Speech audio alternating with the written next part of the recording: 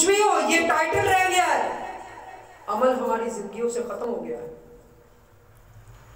खुद देखिए, हम खुद अपना हिसाब करें, क्या हमने हजारों साल तक जीना है?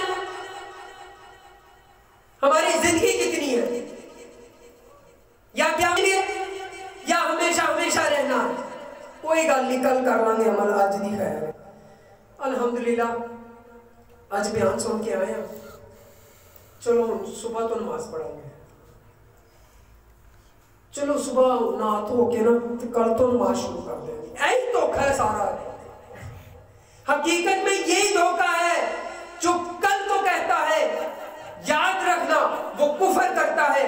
बात अब की है, तौबा अब करनी है, ऐब किया है, अमल का इरादा नहीं पलट के दिखाना है, यही मुसलमान की पहचान है। Likey